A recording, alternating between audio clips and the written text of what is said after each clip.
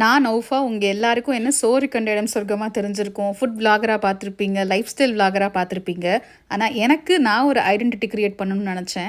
எனக்கு எந்த அளவுக்கு சாப்பிட பிடிக்குதோ அதே அளவுக்கு சமைக்கவும் பிடிக்கும். என்னோட ஃபுட் ப்ராடக்ட்ஸை தரமாக ருசியாக நீங்கள் எல்லாரும் டேஸ்ட் பண்ணணும் அப்படின்னு நான் நினச்சேன். ஆனால் எல்லாருக்குமே ஒரு விஷயத்தில் இறங்க போகிறோன்னா நிறைய பயமும் பதட்டமும் இருக்கும். அப்படி தான் அம்புட்டு ருசி ஸ்டார்ட் பண்ணுறதுக்கு முன்னாடி நிறைய யோசித்தேன். என்னால் ஆர்டர்ஸ்லாம் ஹேண்டில் பண்ண முடியுமா, என்னோட டேஸ்ட் மக்களுக்கு பிடிக்குமா, என் பிராண்டு வெளியில் எப்படி தெரிய போகுதுன்னு அவ்வளோ யோசனை இருந்தது. இது என்னால் பண்ண முடியுன்ற நம்பிக்கை இருந்தது.